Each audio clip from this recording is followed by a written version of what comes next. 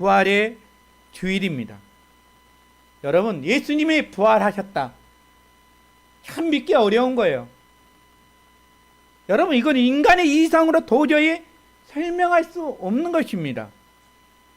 상식과 과학의 잣대로 이 부활을 증명해 봐도 증명되지 않은 거예요. 증명되지 않은 영역이 바로 부활이라는 것입니다. 동양이나 서양이나 예나 지금이나 예수님이 부활했다. 여러분, 이것을 부정하는 사람들이 여전히 많고 지금도 나타나고 있다는 사실입니다. 오늘 우리가 읽었던 고린도전서 15장, 바로 부활장이라고 합니다. 고린도 사람들은 예수가 누군지를 몰라요.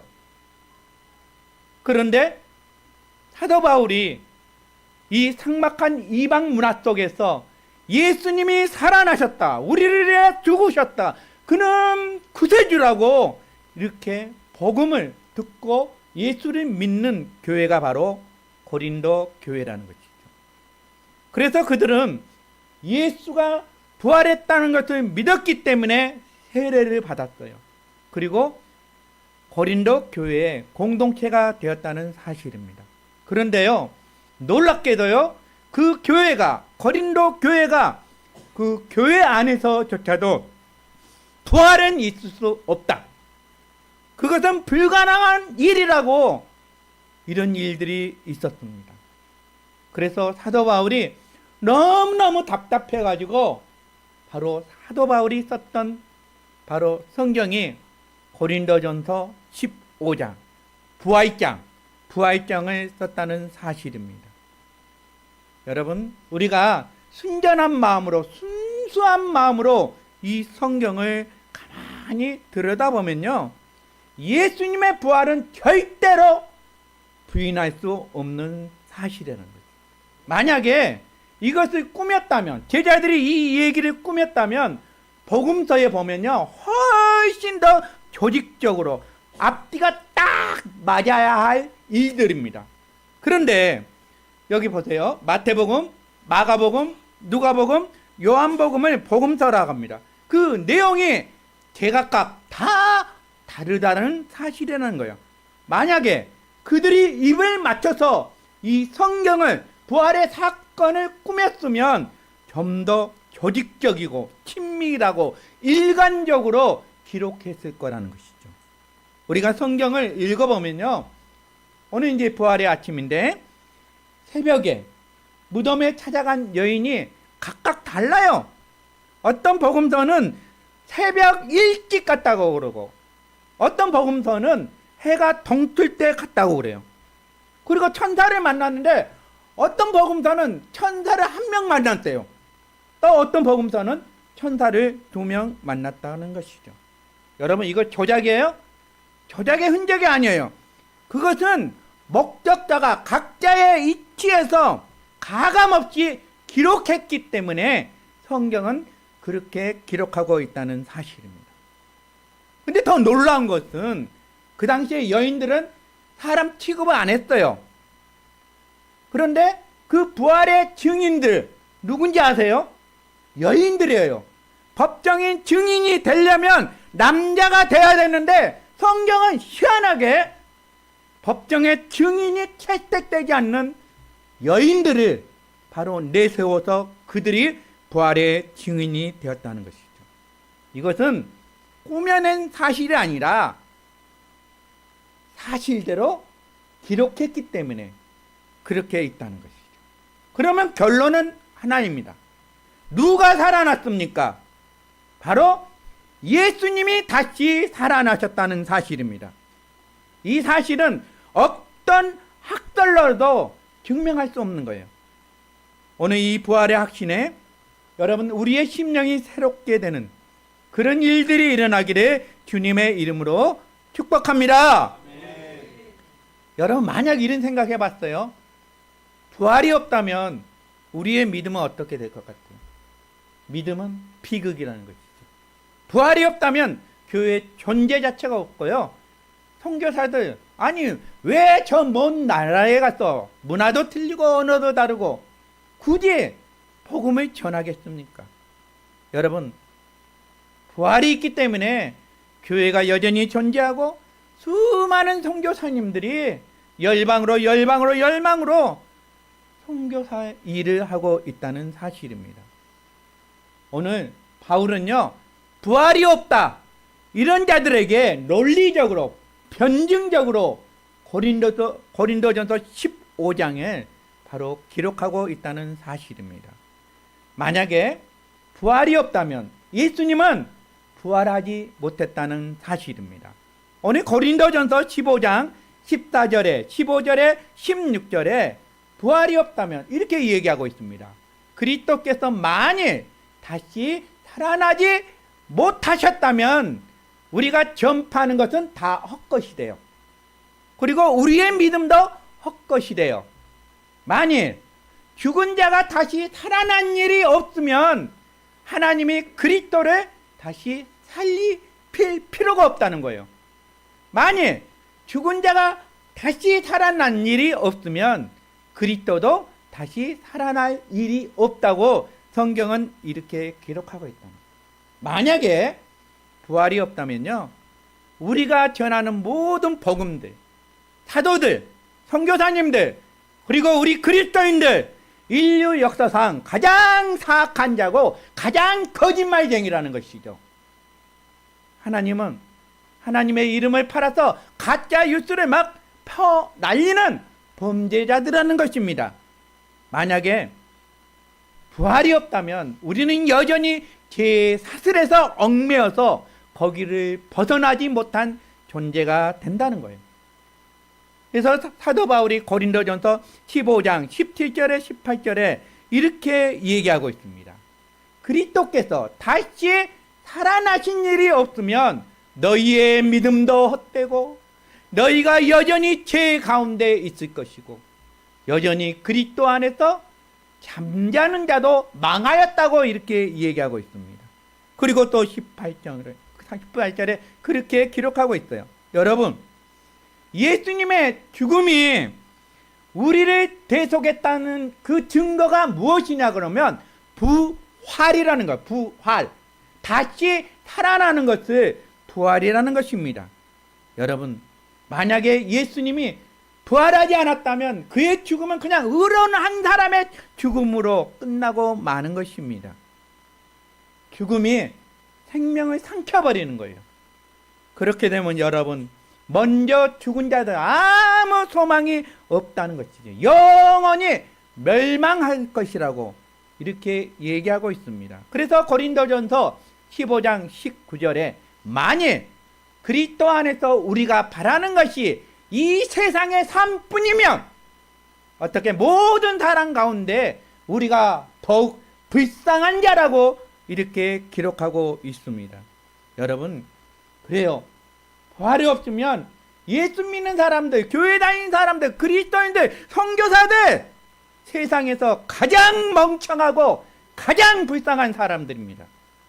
사도 바울이 그렇게 얘기하는 거예요. 남들이 즐길 것 다 즐기잖아요. 왜 이 부활절 아침에 여러분은 이 교회에서 하나님 앞에 예배드립니까? 천지가 벚꽃의 나라인데, 천지가 다 꽃의 나라인데 남들이 즐길 것 똑같이 즐겨야 하는데 우리는 그 즐거움보다 부활의 예수를 믿기 때문에 이 부활절에 오늘 우리가 모여서 하나님 앞에 예배드리는 것입니다. 여러분, 사도 바울이 얘기하는 거예요. 변증하고 논증한 거예요. 변증이라는 건 모든 과학적으로 얘기한 모든 시험의 과정들을 다 거쳐서 변증하고 논증하는 거예요. 그것이 바로 고린도전서 15장입니다. 오늘 여러분 한번 읽어보시길 바랍니다. 그가 얘기하기를 나는 보았대. 어디서? 다메섹 도상에서 부활하신 예수님을 직접 만났어. 그래서 그것을 가지고 고린도 교회 성도들에게 오늘 우리에게 예수는 부활했다고 이렇게 얘기하고 있는 거예요. 예수님은 살아나셨습니다. 그래서 우리는 그 예수님의 살아나심으로 말미암아 우리는 새로운 존재가 되는 거예요. 새로운 존재. 그래서 우리는 세상의 빛이라는 거예요. 빛 하나하나가 모이면 뭐가 되는지 아세요? 불이 되는 거예요. 불. 성령의 불이 되는 것입니다. 예수님의 부활을 믿으면 그러면 우리는 구체적으로 어떤 변화들이 일어날까? 예수님의 부활을 믿으면요, 첫째는 바로 승리자의 눈으로 보게 된다는 사실입니다. 부활신앙은 우리를 죽음에서 해방되게끔 만든다는 사실입니다. 여러분, 우리 사람은 태어날 때부터 어떻게 돼요? 죽음을 향해서 카운트다운을 하고 가는 존재라는 사실입니다. 그래서 어떤 사람들이 이렇게 얘기해요. 죽음은 골목길의 깡패라는 거예요. 골목길. 그러면 골목길, 어둠은 무엇을 나타내요? 죽음을 나타내는 것이죠. 그래서 죽음은 우리를 어두운 곳에 딱 끌고 가서 너 죽고 싶어? 그렇게 얘기하는 거예요. 바로 죽음이 그거라는 거예요, 여러분. 우리를 협박하는 거예요. 그래서 우리 인생 가운데 가장 두려움이 뭐예요? 죽음이에요, 죽음. 부활의 소망이 없는 사람은 이 죽음을 어떻게 해요? 두려워서 떤다고 그러잖아요. 그러니까 마지막 순간에 사람이 죽으면 막 쌍욕을 한다고 그러잖아요. 사탄들이 와가 막 붙잡고 가서 해서 막 쌍욕을 하는데, 부활의 소망이 있으면 천군의 천사가 나타나서 찬양한다고 그러잖아요. 여러분, 그래서요, 예수님이 이 죽음을 이기시고 부활했기 때문에 우리는 죽음을 두려워하면 안 되는 존재라는 사실입니다. 여러분, 이 죽음이 우리 청년들의 기쁨을 빼앗아요. 우리 노년의 평화를 빼앗는다는 사실입니다. 누가 이 사망의 권세에서 우리를 건져낼 수 있습니까, 여러분? 바로 죽음을 이기시고 무덤을 여시는 예수 그리스도이십니다. 인류 역사상 그 누구도 이 죽음의 공포에서 스스로 벗어난 적이 아무도 없다는 거예요. 그러나 부활하신 예수 그리스도는 이 죽음의 공포를 단번에 깨뜨리시고 부활하셨다는 사실입니다. 그래서 이사야서 25장 8절에 보니까 하나님이 얘기하는 거예요. 미리 예언하시는 거예요. 사망을 영원히 멸하실 것이라.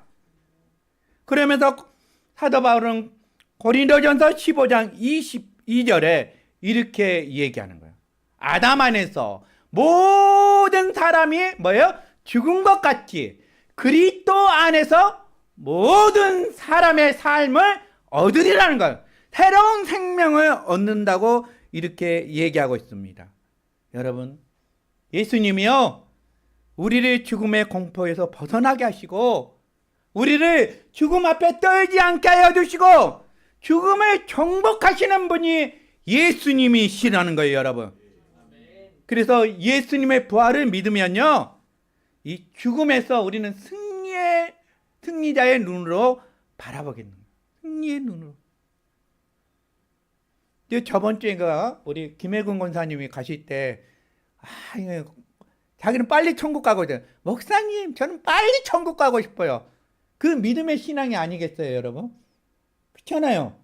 이 세상을 보니까 소망이 없는 거예요.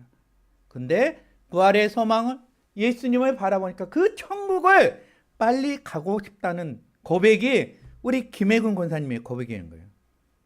고린도전서 15장 57절에 보니까 우리 주 예수 그리스도로 말미암아 우리에게 이금을 주시는 하나님께 감사하라는 거예요. 사탄이 유일하게 말 못하는 거 하나가 있대요. 그거 뭔지 아세요? 감사래요, 감사. 사탄은 감사를 못해요. 그러면 이 사탄을 이길 수 있는 정확한 방법은 우리 하나님께 감사해야 우리가 이 세상을 이김을 주신다고 하나님은 그렇게 얘기하고 있습니다. 여러분, 이 이김은 뭐예요? 이 이김의 승리가 뭐예요? 바로 죽음에 대한 승리라는 사실입니다. 예수님이 부활하셨기 때문에 우리는 승리자의 눈으로 바꿔서 저 먼 세상을, 천국을 바라보는 우리 성도들이 되기를 축복합니다. 그래서요, 이런 분들은 이 죽음의 공포에서 우리는 이겨낼 수가 있다는 사실이에요. 죽음은 솔직히 괴물이에요, 괴물. 예? 죽으면 가족들과 이별은 얼마나 힘들겠어요. 제가 저번 주에 주일날 이제 끝나고 안동까지 가서 이제 장례식에 갔잖아요. 그 아버님이 이제 원래는 아버님이 일찍 돌아가실 줄 알았어요. 아버님 이제 암이 돼서 온몸이 전이가 돼서 어머님 간병하다가 5일 만에 어머니 먼저 가신 거예요. 그럼 얼마나 슬프겠어요. 근데 그 아버님을 안아주면서 고마워하더라고 아버님이. 여러분, 우리가 이 사랑하는 사람, 예를 들어서 보세요. 아내하고 30년, 40년, 50년, 60년 같이 살았는데 가만 얼마나 슬프겠냐고요. 그래서 이 죽음이 괴물이라는 거예요. 괴물. 세상 사람들은 괴물이지만 우리는 예수 부활의 소망이 있기 때문에 우리는 믿음으로 견디는 거예요. 그래서 우리는 늘 하나님께 감사하는 삶이 되기를 축복합니다. 혹시 우리 주변에 사랑하는 사람들을 먼저 보낸 슬픔 속에 있는 사람들이 있습니까? 다시 한번 여러분 소망을 가지시길 바랍니다. 사망의 권세를 여러분 초전박살시키시길 바랍니다. 이 부활의 아침에 그 영광스러운 몸으로 우리가 주님을 다시 만날 수가 있습니다. 그래서 성경은 이렇게 얘기한 거예요. 고린도전서 15장 55절에 사망아 너의 승리가 어디 있느냐? 사망아 네가 쏘는 것이 어디 있느냐? 주님이 그렇게 외치는 거예요, 여러분. 우리는 외쳐야 돼요. 예수 그리스도의 이름으로. 죽음을 이기시는 그 예수 그리스도, 죽은 자를 살리신 예수 그리스도, 천국의 유일한 소망, 유일한 이름 예수 그리스도로 우리가 이 죽음을 이기는 모든 성도가 되기를 축원합니다. 아멘. 아멘. 그럼 이제 부활의 예수를 믿으면 두 번째는 어떤 일이 있냐 그러면 세상에 흔들리지 않게 만든다는 사실입니다. 이 부활의 신앙은요, 우리를 견고하게 만드는 거예요. 우리가 세상을 살다 보면 우리가 흔드는 건 너무너무 많아요, 여러분. 아무리 믿음 좋은 사람도 세상의 악함과 더러움과 예기치 못한 고난 앞에서 지진이 일어난 것처럼 여러분 믿음이 요동칠 때가 있다는 거예요. 조그만 앞날을 생각하면 불안하기 짝이 없는 거예요. 제가 멕시코 가서 그런 일을 겪었잖아요. 아무리 좋은 믿음을 갖고 있을지라도 비행기표가 하나도 없는데 한국 오고 싶어도 올 수가 없는 거예요. 그 공항에서 딱 아내와 저와 딱 있는데 막 생각하니까 지금도 오지를 못할 상황이 있는 그런 가운데에서도 하나님이 믿음을 주신 거예요. 저한테 믿음 준 거 아니에요? 아내한테 모세의 기적이 오늘 일어날 거라고. 예? 우리가 11명 중 18번 19번이 대기 명단 18번 19번이었는데 어떻게 하나님이 그 길을 여시고 그 길을 여셔서 비행기표를 줘서 왔다는 거예요. 여러분 사람이란 그럴 수밖에 없더라고요. 내가 보니까. 우리도 마찬가지예요. 어떤 위기 앞에 경제적인 위기, 부모의 아픔, 부모의 이 마지막 날 기억할 때마다 정말로 우리가 그 앞에 불안하기 짝이 없는 것이 우리 인간이라는 것이죠. 그래서 성경은 오늘 우리에게 이렇게 얘기하고 있어요. 고린도전서 15장 58절에 그러므로 내 사랑하는 형제들아 건실하며 흔들리지 말고. 우리가 어떻게 흔들리지 않을 수가 있겠습니까, 여러분? 그런데요, 부활하신 예수님이 오늘 우리에게 얘기하는 거예요. 하늘과 땅의 모든 권세를 받았기 때문에 오늘 예수 믿는 자들에게 이렇게 얘기한다는 것이죠. 마태복음 28장 18절에 예수께서 나와 말씀하여 이르시되 하늘과 땅의 모든 권세를 내게 주셨다는 거예요. 그러면 예수를 믿은 자들은 하늘의 권세와 땅의 모든 권세를 우리가 받는 거예요, 여러분. 그래서 주님은 죽음을 정복했잖아요.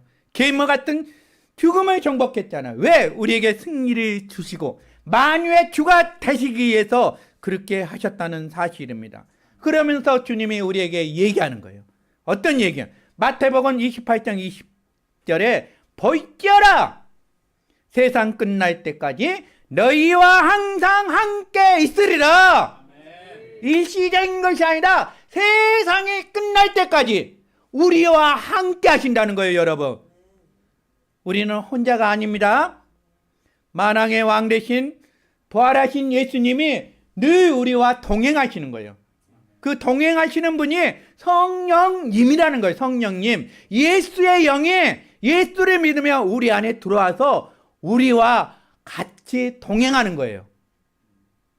여러분, 아무리 파도가 쳐도 그 안에 배가 있어요. 그 배 안에 예수님이 있어요. 예수님이.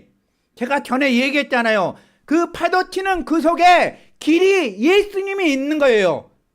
홍해바다 아무리 무섭고 두려움에 떨어도 그 길을 여시는 모세가 봤다는 거예요. 홍해바다를 기르는 믿음으로 바라봤다고 성경은 그렇게 기록하고 있거든요. 우리도 그런 믿음을 가지시길 바랍니다. 여러분, 우리 주님은 사망을 이기시고 살아나신 분입니다. 혹시 예기치 않은 질병이 있습니까? 경제적인 위기가 있습니까? 여러분, 사망을 이겼다는 거예요. 이 사망이라는 것은 꼭 죽음을 얘기하는 것이 아니라 우리가 예기치 않는 사건과 사고와 이런 것들을 얘기하거든요. 그것을 이기신 분이 바로 살아나신 분이 예수 그리스도이십니다. 여러분, 아멘. 그래서 세상 사람들이 우리를 보고 뭐예요? 감당치 못할 사람이라고 성경은 그렇게 기록하고 있잖아요. 우리는 세상에 감당치 못할 사람이에요. 왜? 우리 각자는 다 그리스도인이고 하나님의 자녀이기 때문에 그렇다는 것입니다. 자, 그러면 예수님의 부활을 믿으면 세 번째는 우리가 주의 일에 힘쓰게 된다는 사실입니다. 그래서 부활 신앙을 가진 사람들은요, 항상 그의 삶의 목적과 그 다음에 비전이 열정적으로 바뀐다는 사실입니다. 여러분, 우리 선교사님 보세요. 은퇴할 나이인데 70이 넘었는데 누가 선교 가고 싶어요? 진짜 편하게 여기서 누리면서 살고 싶은데 부활의 소망이 있기 때문에 마지막을 하나님 앞에 드리기 위해서 더 에스와티니 들어봤어요? 난 처음 들어봤어요. 지도도 찾아보니까 막 잘 안 나오더라고요. 근데 남아공이 조그만 왕국, 조그만 우리 남양주보다 더 작은 것 같아요. 우리 남양주 한 120만이라고 하는데 거기는 80만이라고 그러는데 인구가 그 조그만 왕국에 그곳에 가서 이 지대가 너무 높아요. 선교사님 사는데도. 그러니까 항상 이 뒷골이 당기고 두통이 오고 그래요. 그곳에 하나님 앞에 드리는 거예요. 왜? 바로 부활의 소망을 믿기 때문에 그 비전을 품고 선교의 비전을 품고 에스와티니에 여러분 간다는 것입니다. 사랑하는 여러분, 고린도전서 15장 58절에 보니까 이렇게 나와요. 항상 주의 일에 더욱 힘쓰는 자들이 되라. 부활의 소망을 가지는 자들은 그렇게 얘기하는. 그리고 이는 너희 수고가 주 안에서 헛되지 않는 줄 아라고 이렇게 얘기했습니다. 그러면 여러분, 주의 일은 도대체 무엇일까? 주의 일은 뭐냐 그러면 부활하신 주님이 기뻐하시는 일이 바로 주님의 일이라는 거예요. 혹시 집안에 있잖아요. 전업주부라고 그러잖아요. 그 집안 일하는 거 정말로 그것도 주의 일입니다, 여러분. 네? 자녀를 키우고 또 남편을 뒷바리하는 그 사소한 일상도요, 여러분. 내가 하나님의 자녀이기 때문에 그것을 하는 거예요, 여러분. 주님의 사랑한 마음으로 여러분 하시길 바랍니다. 그것이 바로 주님의 거룩한 일이에요. 혹시 요즘 사업하시는 분들 많이 힘들죠? 우리 정성은 집사님도 딱 한 달 됐더라고요. 사업장은 넓힌데. 근데 더 잘 돼야 되는데 많이 어렵다고 그러더라고요. 이렇게 직장 생활하고 사업을 하신 분들 너무 정말로 스트레스 많이 받습니다. 그렇죠? 그리고 땡볕에서 일하는 이 힘겨운 노동을 하시는 분들이 있습니다.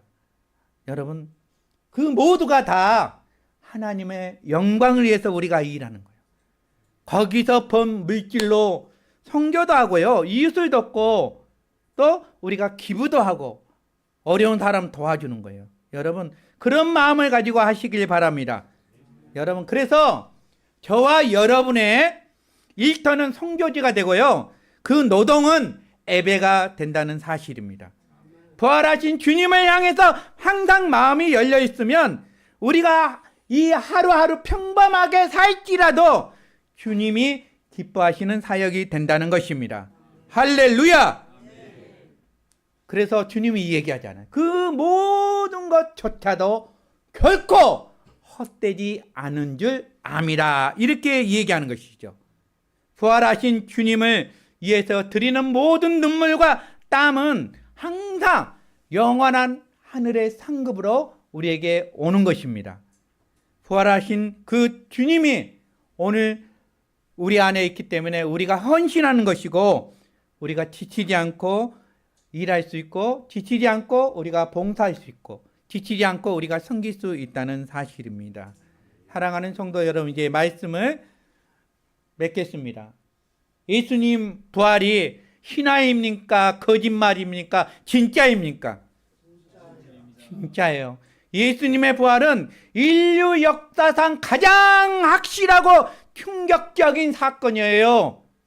그 부활이 있기 때문에 우리가 예배드리는 거 의미가 있는 것이고 우리가 이 부활절에 모여서 찬양하는 거 아름다운 것이고 우리가 주의를 지키는 거 이것보다 더 큰 행복이 어디 있겠습니까?